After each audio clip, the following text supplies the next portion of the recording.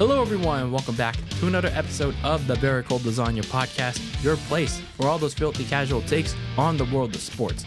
I'm your host, DylanLasagna. This is episode number 183 of this icy yet spicy sports podcast. And in this episode, we're here to talk about the big game that is coming up this coming weekend. What exactly is the big game for those of you that don't really watch sports or don't watch it at all or haven't watched it in quite some time in however many years that you haven't really watched a sport in your life? Well, that big game is none other than the Super Bowl. The NFL, the National Football League's grandest stage of them all, the game that climaxes their annual seasons. Yes, that is right, the Super Bowl. No, not this big giant Super Bowl. No, it's the Super Bowl. The game that crowns you as the football champions of the world. That is right, the Super Bowl. The 58th tradition, the tale as old as time in the gridiron, the Super Bowl. So the two teams that have claimed themselves as the best of the best in their conferences clash in one last game to decide who's going to be the champion of the world of this 2023 NFL season. So big game, a really big game this coming weekend between my San Francisco 49ers. Yes, my team has made it to the big dance this time around, going up against the reigning, defending, undisputed Super Bowl champions from last year, the Kansas City Chiefs. So a lot to talk about for this big game this weekend, and plenty of things already going to play leading up to this game. But a little bit of housekeeping before we get started. Make sure you follow the show on social media, on X and Instagram at Very Cold Lasagna, and follow the show and listen to the show on audio, especially for all of you that only listen to this on audio, whether it's on Apple Podcasts or Spotify. Rate and review the show however you can and however you want to. Leave it a 1 to 5 star review. Leave some feedback on the show via a review. And if you're watching this on YouTube, make sure you smash the like button. Leave a comment with your own takes on each and every topic that I talk about on each and every episode. So smash the subscribe button and share this with your friends. Share this with the neighbor. Share this with the stranger. Share this with your coworkers. Share this with your colleagues in school or wherever you are. Share this good word of mouth, or even the bad takes that I have that I do here on Very Cold Lasagna. And one little side note, for all my wrestling fans out there, I hope you caught that WrestleMania XL Extra Large press conference, because damn, that was some crazy shit that went down. I'm not gonna spoil anything for anyone that hasn't caught it yet, but go check out the back half, the main meat and potatoes of that press conference that went down on Thursday in Las Vegas. Yes, they were in Las Vegas to try to capitalize on the hype of the Super Bowl. So it's some interesting stuff that went down, and I'm certainly going to check out SmackDown now. But anyway, that being said, let's talk about this big game that's coming up, the 58th annual tradition that's known as the Super Bowl, as my San Francisco 49ers take on the Kansas City Chiefs. The NFL's big game is being played for the first time in Las Vegas, Nevada, inside of Allegiant Stadium, the giant, big Roomba, whatever you want to call it, the Death Star Vegas, whatever you want to call that new, big, fancy stadium that owner Mark Davis built and decided to relocate the Raiders from Oakland to Vegas. So like a couple of years ago in 2020. But anyway, this is the first time ever. It's because, well, there was no NFL stadium like before the Raiders moved there. But anyway, this is the first time ever that they'll be holding the big game in Las Vegas, Nevada, inside of Allegiant Stadium. And unfortunately for the Raiders, they're probably going to be pissed as all hell. They're probably going to be like morally upset that, well, their former Bay Area rival is in there, and then their division rival is also in that game.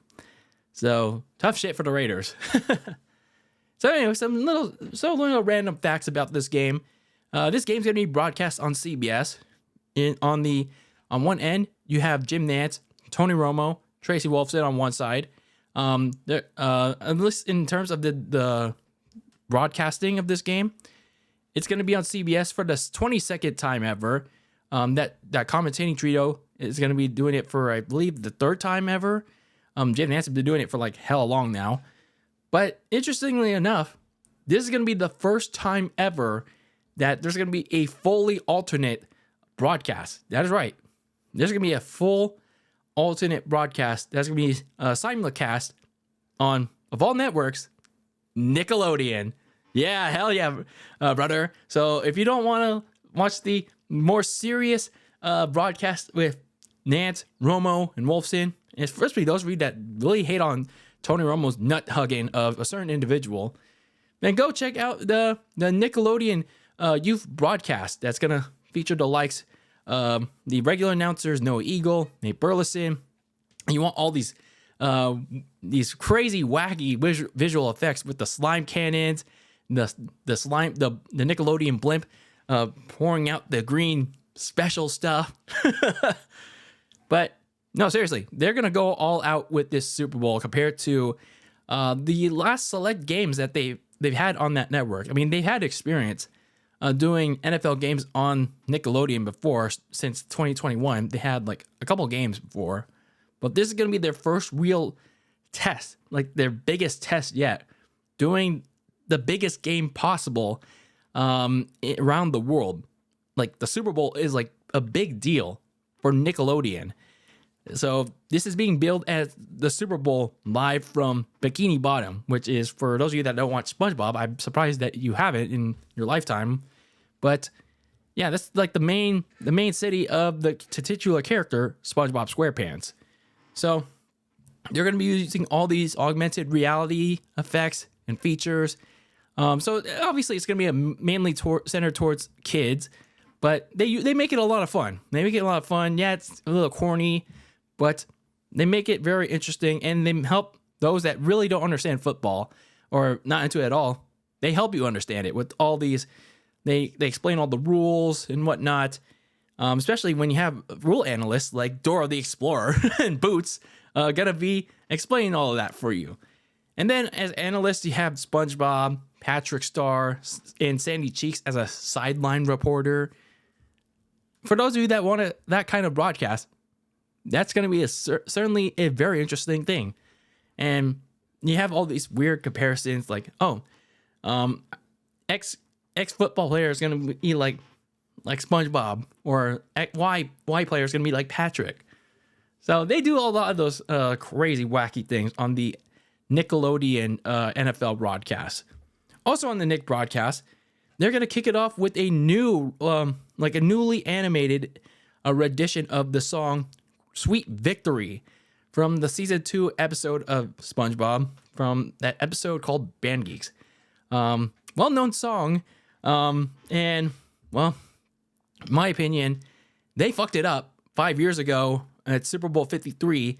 Yeah, we all remember Travis Scott, Maroon 5's halftime show, and then that was during the time when the show creator, Steven Hillenburg, passed away a couple months prior. And then there's this online petition where the SpongeBob fans, not just SpongeBob fans, many people were trying to get the NFL, they're trying to get Maroon 5 to play Sweet Victory at halftime. But instead, they get a half-baked SpongeBob animation in. So it's like, that was very unacceptable, very half-assed by the NFL and by CBS. So Nickelodeon, hopefully they do it right this time. They give us the full enchilada with Sweet Victory to kick off what's going to be an interesting broadcast on Nickelodeon. So hopefully they give us the full load of this song when trying to make it right from 5 years prior. And then for the regular halftime show, actually I'm not even sure what they're going to do for the Nickelodeon halftime show, but for the regular halftime show, they're going to have Usher, an R&B pop singer. He's going to headline, and I'm not even sure what songs he's going to do. And I'm not sure. I don't even know. I'll be honest with you. I've listened to Usher back when he had the hits in the early to late 2000s, basically all the 2000s. When I was a little wee man. But I'll be honest with you. I don't know any of this shit like in the modern day. Let's be real. So anyway, let's get into the actual football gridiron stuff, the nitty gritty between these two teams. Obviously, this showdown is going to be involving my 49ers and the reigning defending champion Chiefs. So this is going to be a rematch of their previous one a little bit over 4 years ago, or if you want to use football terms, 4 football seasons ago. So this is a rematch of Super Bowl 54, which was held down in Miami in the Miami Gardens. So the Chiefs won that matchup 31-20. The Niners were at one point were leading by 10 or going to the fourth quarter, but unfortunately, they blew that lead to Patrick Mahomes and the Chiefs. And the game was a lot closer than expected until they allowed a late score to make it a double-digit game. So the Chiefs ended up winning that one, and it was actually the first title at that point that the Chiefs had won in over 50 years, and that one marked the beginning of their potential dynasty. So, in case you didn't know, they made back-to-back Super Bowl appearances. They made it to the Super Bowl the next year, but they lost to the Bucs. They didn't make it the next year, although they got close. And then the following year, which was last year, they beat the Eagles, and then here they are now, on the verge of once again trying to repeat. For quarterback Patrick Mahomes, he won the MVP of that game, and here they are again, on the verge, like I said, of trying to do what they couldn't do in Super Bowl 55. Repeat as Super Bowl champions, become such for since the 2003 and 2004 New England Patriots. Meanwhile, for my San Francisco 49ers, this is actually their first Super Bowl appearance since that same game. They had come so close, but they had come so far since that game. 2 NFC Championship appearances in the last 2 years, but they fell short each time. And, let's actually talk about why that was. Why that was right now. Because looking at the 49ers in this 2023 regular season, they entered this season, trying to get back to the NFC Championship game, but actually win it and get back to the Super Bowl for the first time since 2019. As I mentioned before, they've been to two title games, and yet they fell just short. Why do I say short? Because in the first one in 2021 against the LA Rams, they blew another lead, and they fell in heartbreak because they couldn't come back from that lead that they blew. And then most recently, they entered in the NFC Championship game against Philadelphia. They lost their rookie quarterback Brock Purdy, who was having a surprisingly breakout season at the time, like very early on in the game. And then we also lost their fourth string quarterback Josh Johnson to a concussion, and then they basically had no quarterback in that title game against Philadelphia, with basically no chance. So going into this season, you had Brock Purdy. There's questions about him with this elbow injury that he had late surgery on several months prior, but he essentially put those questions to rest in the preseason with the action that he had, and then they also sent away a former 3rd overall pick from 2 years prior, Trey Lance, to the Dallas Cowboys, which at the time I was very questionable on. I was very iffy on because, investing all those first round picks, all those picks to trade up and go get them, and it's just like, that looked very bad on them. But anyway, the Niners still got off to a good start, 5-0 in pretty dominant fashion. You got some strong showings on both sides of the ball. Brock Purdy essentially playing like the quarterback that broke out once he stepped onto the field late last season at the starter against the Miami Dolphins for 3 quarters and a half, and then being the full-on starter against the Tampa Bay Bucks from there on out. And then, he was essentially the quarterback that would take a lot of risks and then provide that balance on offense. It would also help that he was being supported by such an all-star cast of receivers, Brandon Ayuk and Deebo Samuel, tight end George Kittle, the all-workhorse running back in Christian McCaffrey. So the offense was pretty deadly for San Francisco. And then leading the way on defense was a strong front four led by Nick Bosa and Javon Hargrave. In the back end front secondary, led by Fred Warner, Tarvarius Ward at corner, and then the safety, Talanoa Hufanga, at least in that point of the season. But then you saw a two-game road trip that really started to linger on San Francisco. You saw injuries to Deebo Samuel and Trent Williams, and then they had a 3-game skid going to the bye week. And there were a lot of questions about San Francisco because they were playing poorly, even with those injuries at hand. It really started to test Brock Purdy's skill set. But after the bye week, they got right. They got a few banged up players back. They did lose a key one on defense in Talanoa Hufanga. They were back to their old selves. They got some key wins over the Eagles, the Seahawks. They beat up yet fighting Arizona Cardinals. And despite some late season regression from the defense, Purdy and the offense still managed to put up strong as they wrapped up the NFC West again. And with some help, they also managed to wrap up the NFC's top seed. But even with the top seed, as going to the playoffs, they managed to get a first round bye because that's what you get from getting the number 1 seed. I guess, when you look at the scope of things, the thing that eluded San Francisco for the last 2 playoffs, grabbing that number 1 seed, sure, it got them near at full strength. But it's just like, with that also comes with a little bit of a price because it really, the near 3 weeks off, because considering week 18 was essentially a meaningless game against the Rams, and then you had essentially 2 weeks off despite, going hard-nosed at practice.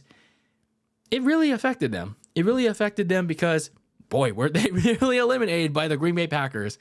A 7th seed when they came back for the divisional game because they looked sluggish. They were underperforming in the rain. Brock Purdy was making some pretty bad throws, despite the opposition, and Jordan Love making some pretty good ones, in spite of the weather. And then the defense not making some very good tackles. But nonetheless, they managed to come back. They made the key plays that mattered most. Brock Purdy led a fourth quarter game-winning drive. All the questions about, they never won a game. They never won a game when they were trailing in the fourth quarter. So they put all of that to rest in that game as they managed to come back, beat the Packers, and seal their spot in the NFC Championship game. And in that game against the Detroit Lions, which was the Lions' just their second ever NFC title game, man, things were much worse to start out of the gates. They allowed Detroit to punch them in the face right away because of their running game and a little bit of Jared Goff. But nonetheless, they got off to a lightning hot 24-7 advantage at halftime. And right away, San Francisco and their fan base was just looking like, what the fuck? What are we watching here? I was even like, what the hell are we watching here? It's like, are we really looking at, no offense to Detroit, but are we looking at the death blow to their season like this? Like, really? Are we staring at a repeat of last year, except everybody's healthy? But that's not what happened. They rallied back in the second half with a much better effort on both sides of the ball. They scored 27 unanswered points in a rapid pace, and they managed to come back and beat the Lions in a crazy second half to get back to the Super Bowl for the first time since 2019. So these 49ers, pretty shaky in the playoffs, but they are resilient. Now, the question is, can they carry that resilience to finish their story against a familiar foe that has downed them the last time they met on the biggest stage? And that is the reigning, defending, undisputed champion, Kansas City Chiefs. So for the Chiefs, they entered this season coming off the heels of knocking off the Philadelphia Eagles in Arizona last time they were here on this stage. So the Chiefs obviously have a target on their back, and they had a good opportunity to become the first repeat champions since the 2003-2004 New England Patriots when they did it back-to-back in Super Bowl 38 and 39. But for Kansas City, this season actually proved to be their most difficult under Patrick Mahomes for a lot of reasons. But their main concern was, their receiving core. I mean, even without Tyreek Hill, they didn't have that main vertical threat, that main downfield threat that they once had. They were able to get away with it in the 2022 season, the season that they won the Super Bowl last year, because Patrick Mahomes is a really good quarterback, a great quarterback, and you have your top tight end Travis Kelce, who is always difficult to stop, and a couple of emerging weapons like Jerick McKinnon, and then the rookie Rashee Rice, who was still coming in a bit of his own, but came on a little strong late in the season of his rookie year last year. But this year, it was especially tough because the receiving core, who had actually lost Juju Schuster, one of the kind of key guys late in their playoff run, the receiving core for most of the season let their quarterback down with how much they dropped the ball. Like, no, I mean, not like in terms of like, oh, they let you down because of certain things, but they literally couldn't catch the ball. Like, even in wide open spaces, like they just could not like grip on the ball. I mean, of course, I'm no athlete. I'm not here to criticize. It's just like if you're that wide open, it's just like you got to catch that. Like you can't eat too much Butterfinger and just expect you to catch it. Like, damn, it's like you have to catch that. You have to catch those catchable balls. And Travis Kelce, he also had a slightly down year, but still productive nonetheless. Maybe that's perhaps due to the newfound spotlight that he has with his new boo, Taylor Swift. That all started in week 3 against the Chicago Bears, and all the spotlight was on how much can we cut away to Taylor Swift in the press box, and they're all talking about Taylor Swift from there on out. So anyway, and then you also had the issues at offensive line with the additions of Jawaan Taylor, I believe. Sorry if I'm getting the names mixed up. Jawaan Taylor and Donovan Smith, because a few key names I'm going to mention later, they left in free agency. Oh, Orlando Brown Jr., sorry, now I can remember the names. Orlando Brown Jr. and Andrew Wiley left in free agency. And yeah, those two that I just mentioned, they haven't provided the most stellar of protection. So I'm going to mention more about that in a bit. And nonetheless, though, despite all of that, they finished the season 11-6, but because they had a bad December, which because of those same problems, it cost them the number 1 seed. So this is the first time that they've been a little below not just a 1 seed, but a 2 seed as well. So they were a 3 seed. They did get to host a playoff game against the Miami Dolphins, but now they were forced to do something that they haven't done in the Patrick Mahomes regime, and that was go on the road and play a playoff game in hostile territory for the first time ever. So in the playoffs, they easily disposed of Tua Tagovailoa and the Dolphins in a very cold ass game in Arrowhead. I think it was like -4 degrees like during that time last month, and I was like, yeah, I did not want to be in that place. I think it was even colder, where my friend was like up north. Yeah, and I was like, stay warm over there. Like even now, stay warm, like bundle up. It's like, yeah, I did not want to deal with that. So anyway, they headed to a not much warmer Buffalo the next week to take on Josh Allen and the Bills in a divisional rematch from 2 years prior. We all remember that crazy wild game from 2 years ago. And it was another seesaw battle in that game as well. But in the end, the Chiefs scored on all but one possession, and despite trailing at halftime, but they took the lead for good. And all they could do, despite Josh Allen holding the ball on last, well, they certainly watched. They watched the Bills self-destruct. Josh Allen missed a bunch of easy open passes for whatever reason. And kicker Tyler Bass missed a game-time field goal wide right. The two famous words that the Bills do not want to hear, wide right. So The Chiefs held serve to beat the Bills, go on to the AFC Championship game for the 6th straight time. But now they had to do that on the road against the top-seeded Baltimore Ravens, who had a pretty balanced attack on both sides of the ball. And Lamar Jackson was playing at a MVP caliber level. But that was not the case in this AFC Championship game. Because, although Mahomes and the Chiefs offense got out of the gates early with a 14-7 advantage, it was pretty much a battle of the defense for most of the game. Sure, the defense of the Ravens were able to keep Mahomes and company in check, but Lamar Jackson and his loaded offense got nothing going with the opportunities presented to them. The Chiefs were just, once again, just like the week prior with the Bills, they were simply watching Lamar and the Ravens implode on the biggest stage that the Ravens had gotten to that point. But the defense, they get their credit too. But it was Lamar and the Ravens offense making mistake after mistake after mistake, as the Chiefs took advantage of that self-destruction yet again to return back to the Super Bowl, their 4th in 5 years, and get another opportunity to go back to back for the first time since those Patriots. So, looking at these teams, again, this is a rematch from a couple years ago in Super Bowl 54, but these two teams are a little bit different. A little bit different than the last time we saw them.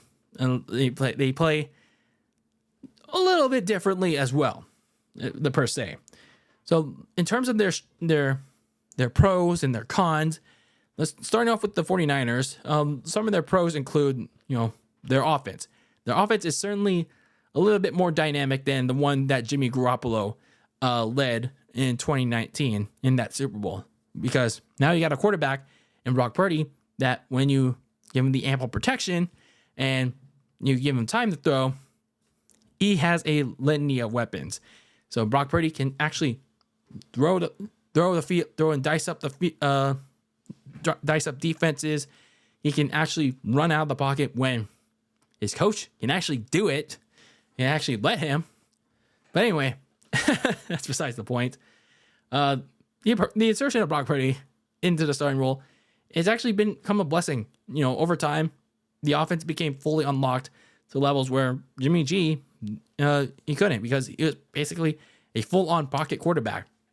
For Brock Purdy, he's able to extend plays, not just in the pocket, but he's with his legs. So fast forward to having a full season of it, it became even more lethal the more Purdy produces. Like I said, a dynamic, aggressive back in Christian McCaffrey, a two-headed receiving attack with Deebo Samuel and Brandon Ayuk, and especially when Kyle Shanahan dials up Deebo as a running back, especially more so in the outside than inside. It worked 2 years ago, but now teams have recognized it. And then, of course, when George Kittle is utilized as a receiver, that can rip open the offense too. So the offense is certainly a much more lethal one when given the opportunity. Defensively, it's a little bit not as tough as the one in that same Super Bowl, but they're still good as it is. Especially that linebacker duo of Fred Warner and Dre Greenlaw.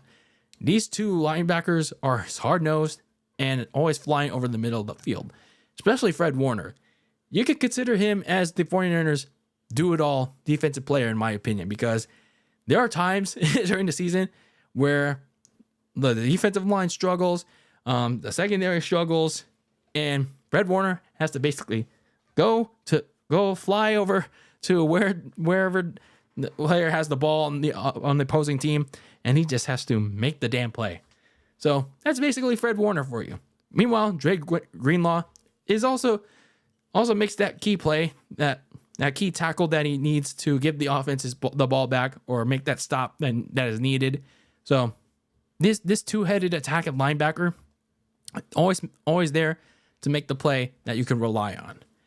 But with their pros also comes their cons. And one of those big cons is the offensive line. So this offensive line, it's a little bit questionable by Kyle Shanahan and John Lynch didn't invest in it in the offseason because, the offensive line was a primary reason why Brock Purdy got hurt in that NFC title game last year in Philadelphia. So a very questionable decision on why they invest in, especially a right tackle. They went with Colton McKivitz, and it's not to say Colton McKivitz is bad. He's kind of like a less penalized version of Mike McGlinchey. He doesn't commit a lot of holding penalties. You get what I mean. But it doesn't make him better. It doesn't make him a tackle. But nonetheless, Purdy's still an efficient passer. He just does his best in spite of being in one of the dirtiest pockets in the league. So, essentially saying, half of the starting offensive line allows some of the most pressure in the league to their quarterback. Notably, like I said, McKivitz and whoever his running mate is at right guard, be it Spencer Burford or John Feliciano. But in fairness to Feliciano, he actually done a little bit better, but not by much. Left guard Aaron Banks, he had a good year last year, but I'm not sure what happened this year. But to each of its own, year over year, a performance doesn't always carry on. But still, all these factors into Purdy being one of the most pressured and hit quarterbacks into the league, which always leads to concern of injury, which happened at a few points during the regular season, especially that game in Arizona. I thought that Purdy had a pretty bad concussion, but it was just a stinger. But still, you want to protect your quarterback at all times. You don't want him to suffer a serious injury that could derail your season. And yeah, that game in Arizona proved it. You got to protect your quarterback better. And then the running defense, for a defensive line that has had some good impacts, and yet some of the biggest contracts on the roster take up some of the biggest money on your roster. Sometimes they really don't play up to that big money. And one of those big parts of that is it's always having a hard time just stopping the run, especially late in the season, especially during these two playoff games, stopping the likes of Aaron Jones and David Montgomery and Jahmyr Gibbs. I mean, it's not on the defensive line, but it happens in the secondary too. It's like they can't stop the run for whatever damn reason. So, yeah, it's just like they always whiff on the running back. It's like if you're on the inside, it's on Eric Armstead and Javon Hargrave, and even though maybe running defense is not their specialty, you still got to find ways to stuff the pocket. And if you're on the outside, you got to snuff out the edges. If that's Nick Bosa's job, or if it's Greenlaw or whoever's outside at corner, you got to snuff that out, because run defense, it could be attacked upon on whoever's running the ball for the Chiefs. So speaking of the Chiefs, obviously there are plenty of pros and cons to their team repertoire as well. I mean, obviously the biggest one is Patrick Mahomes and Travis Kelce. I mean, what more can you say with the biggest strength of their team? You have a really great quarterback that can lead your team down the field in an instant. Travis Kelce, one of the best, if not the best tight end in the league, with how much he can produce in a hurry. And then going on to their more unsung strengths of this team, I'd say the rushing core of Isaiah Pacheco, and to a degree, Jerick McKinnon and Clyde Edwards-Helaire. McKinnon hasn't been around too much because of a groin injury that he suffered like late in the season. But when two of these three players are playing, especially Isaiah Pacheco, they can produce. Pacheco in particular, he's been starting all year, most of the year, but this postseason he has been on a tear. He's been burning through the trenches, notching at least over 200 yards and 3 touchdowns to boot. So he knows how to get through those running holes, and he's also a good pass catcher too. And let's not forget Jerick McKinnon. He's also good in the receiving game. And Clyde Edwards-Helaire, who was the former starting running back, he can provide a boost to that running game as well. And especially considering if they do activate Jerick McKinnon off IR, which probably assuming that he will, considering that, he has been getting healthier. he could be a much needed addition to that weakness that I'm going to mention later on. And then defensively, you look at Chris Jones, the defensive tackle for the Chiefs. Their best player on defense in a 1-year deal, essentially a franchise tag. He's been playing on a vendetta because he's been doing, as what I mentioned, playing on an essential franchise tag. So he's been a frequent disruptor in the trenches. He knows how to get around the short field. He knows how to get to the quarterback on the interior. Jones has essentially been their do-all guy in the front four, especially considering that now they lost one of their key edge rushers. The Chiefs are going to need Chris Jones to be the guy in the pass rush without their key running mate on the edge. When you look at some of the Chiefs' key weaknesses, when you look at their cons, you could say that, they're a perfect team and whatnot. That's why they made 4 or 5 Super Bowls. Well, with this Chiefs team, like, there are still some flaws with them. Like their secondary. Sure, their defense is much improved compared to years past, where they were just like giving up just about every single play that imaginable. But this Chiefs defense, their front seven stronger.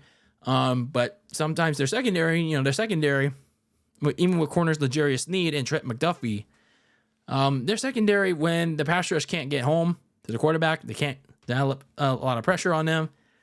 It can give up some big plays. It can give up some, not even what are big plays or chunk plays.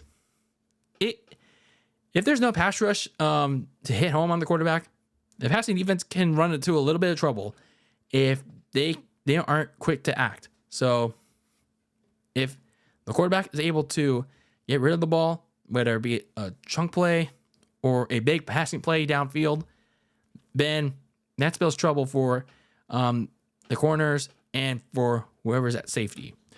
And then offensively, like I mentioned earlier, there has been some issues with the offensive line with their tackles, Juwan Taylor and Donovan Smith, because even though they've had their positives, they've also been a negative as well, because they had their troubles protecting Mahomes.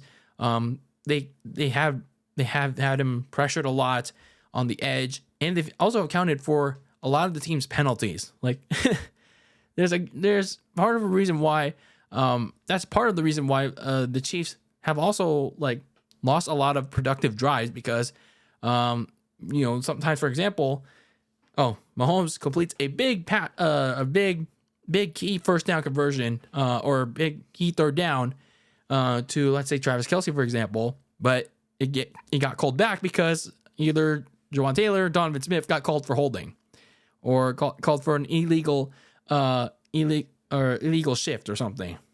So, yeah, these guys accounted for nearly a good amount of the team's yellow flags. So even with that strong interior that includes center Creed Humphrey, their exterior, their tackles, they've been very inconsistent in terms of protection for a good amount of the season. And then going back to the receiver spot, their receiver reliability. Well, I mean, Rashee Rice has come along pretty nicely late in the year, especially in the playoffs. But going back to that very common theme, which again hasn't popped up in the playoffs, which is good for them.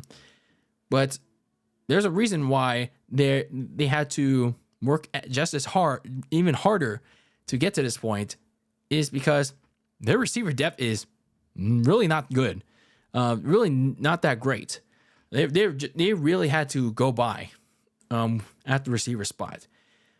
So like I said, they got away with it in their last Super Bowl run last year, but it got really prevalent when nearly every receiver you could name, whether it was Marcus Valdes-Scantling, McCole Hardman, or I don't know, Sky Moore, kept dropping the ball. Like, they kept dropping open passes from Mahomes. So, like I said, it hasn't been a problem so far. But if that happens on the big stage, on the Super Bowl, then you're gonna have one very unhappy quarterback, especially when it gets in clutch time. So, looking ahead to this game, there's been some very interesting things going on, and some very interesting things going on against the quote unquote visiting team, because, these teams, there's a visiting team and then there's a home team. Let's say the designated visiting team.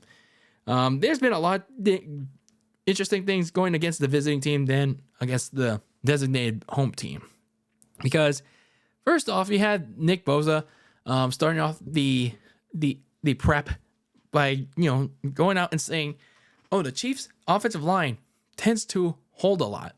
Now, I don't know if that meant like, oh, they just draw out a lot of penalties, the true fact that they do hold, or the referees don't notice it from either the last time they played in the Super Bowl, or they just don't draw penalties at all. But he definitely drew he's definitely trying to draw attention to the referees that, hey, you better call your shit right. You better call a fair game, which is true. They better call a fair game in the Super Bowl, because you're going to have a very good amount of unhappy people. If something goes wrong, something, is considered rigged. Speaking of rigged, man, it seems like there's a conspiracy going on going into this Super Bowl week. Because first you have the 49ers practice field getting all soft and saggy once they go in on Monday.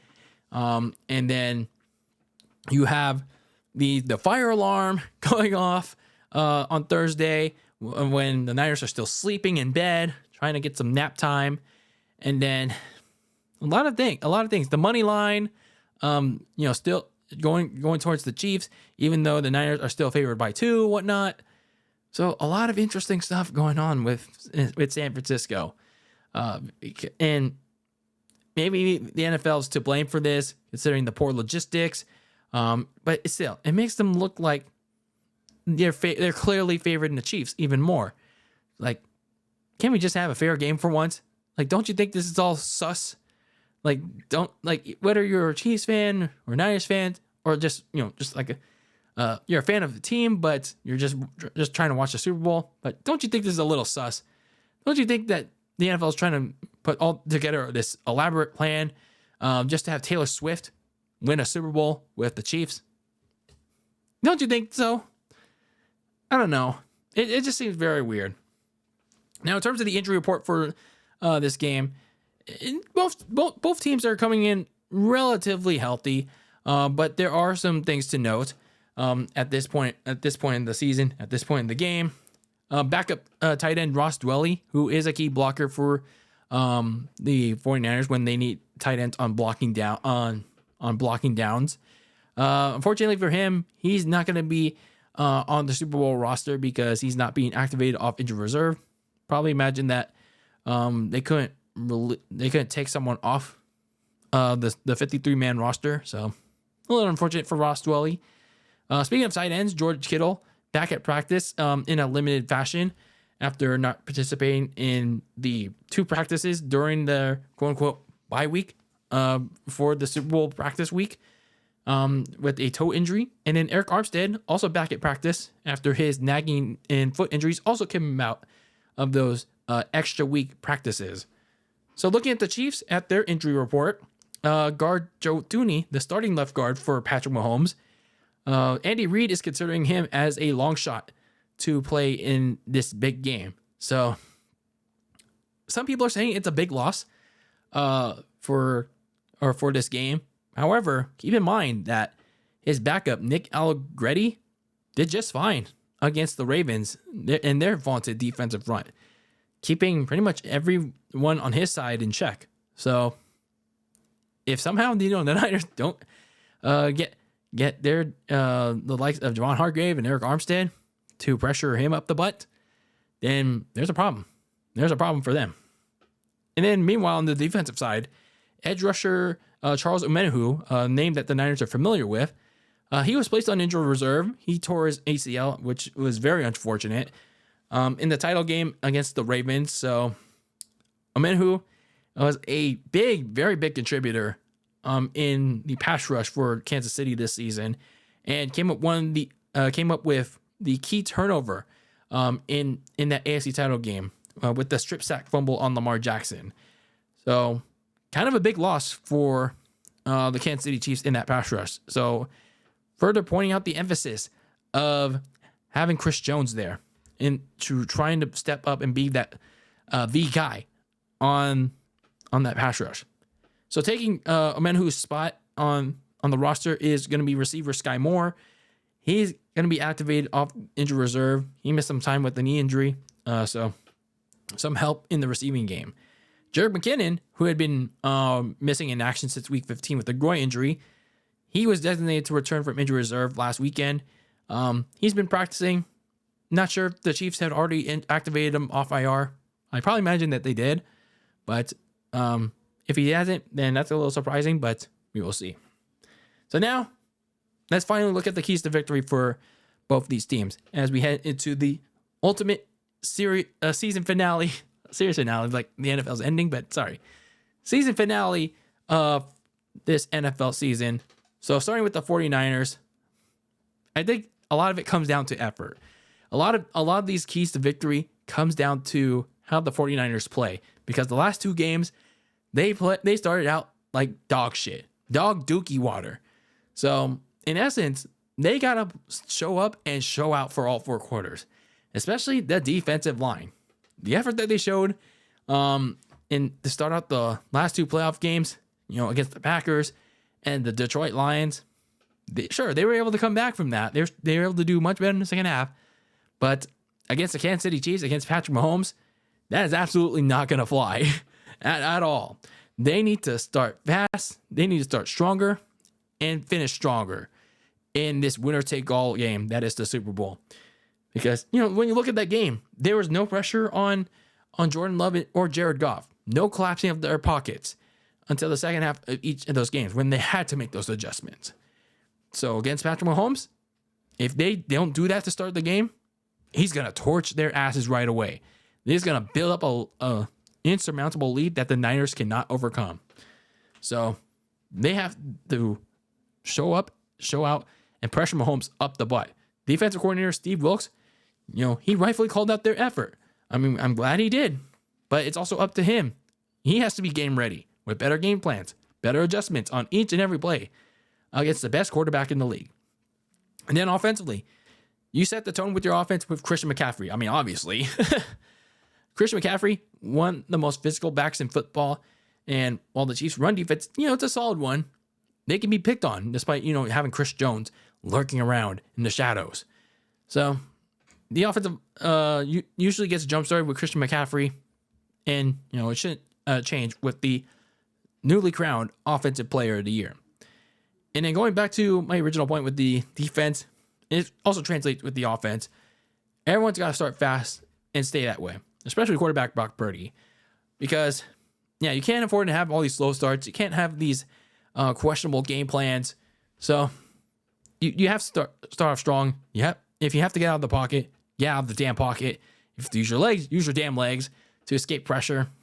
You just have to do whatever you can to start out strong, stay strong, and finish strong if you want to win your sixth Lombardi. Meanwhile, for the Chiefs, you got to keep Brock Purdy in the pocket and keep pressuring him up the butt. While Purdy, he provides some of his best under pressure, he also provides some of his worst. If opposing defenses really pressure him fast enough to get him into an erratic throw. Like I said, the 49ers offensive line, especially on the right side with Colin McKivitz and John Feliciano / Spencer Burford and Jake Brendel to a degree at center, they're not exactly great. They're not exactly a great wall of what. So the Chiefs start 7, got to take advantage of that.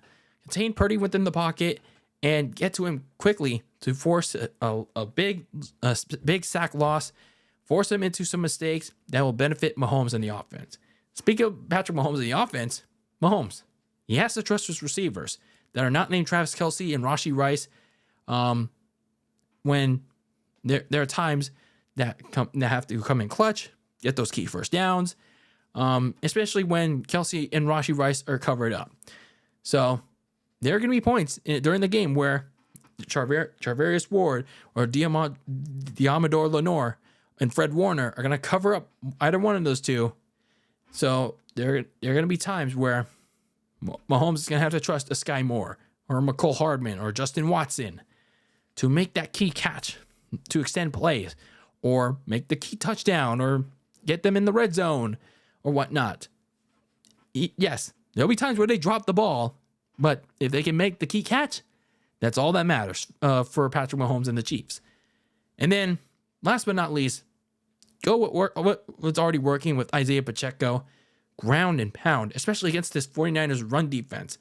So, their run defense for San Francisco, not exactly great, especially these last couple weeks for them. Well, game weeks, of course. So look for the Chiefs to further exploit that both inside and out, because San Francisco's running defense is pretty piss poor. So should be an interesting game. Let's see how the rematch goes. I know everyone's saying, "Oh, it's gonna be the Chiefs this, Chiefs that." Well, hey, you never know. With this kind of NFL season, how wacky, weird it has been. Hell, things might get wacky again as the 2023 season closes out with a Super Bowl rematch that some people have said, "Oh, nobody asked for this," and other people said, "Hell, maybe we asked for this." But either way, should be a interesting way, or maybe not so interesting way, to close out Super Bowl Sunday, or the NFL season, as someone will be saying, "It's a sweet victory, in Las Vegas." Will that be the 49ers, or will it be the Chiefs once again, as they could be repeat champions? We'll see. We'll see what happens this coming Sunday on CBS, and also Nickelodeon too. Maybe you might consider checking out that Nickelodeon broadcast. I don't know. But anyway, that is it for this episode of Very Cold Lasagna. Who are you going with in Super Bowl 58 this coming Sunday, this coming weekend? Are you going with the Niners, or are you going with the Chiefs, and why? And also, which network are you watching it on? Are you watching it on CBS, the regular broadcast, or on Nickelodeon? I like to know that too, just for the heck of it. But anyway, let me know your takes in the comments below, and in YouTube, and on social media on X and Instagram at Very Cold Lasagna. But that is it for this episode of Very Cold Lasagna, episode number 183 of this icy yet spicy sport podcast. That is Very Cold Lasagna. And as always, eat that lasagna very cold in the fridge with your takes on the world of sports. I will be back to recap this Super Bowl, and whether I will be disappointed or I will be jumping for joy because my team, the 49ers, had finally finished the story, but we'll see. We'll see how I'll be feeling after it is all said and done, after the 5 hours of stress of my life. The biggest stressful hours of my life on this Sunday, February 11th. Until then, keep the lasagna very cold, and until the next episode, peace out.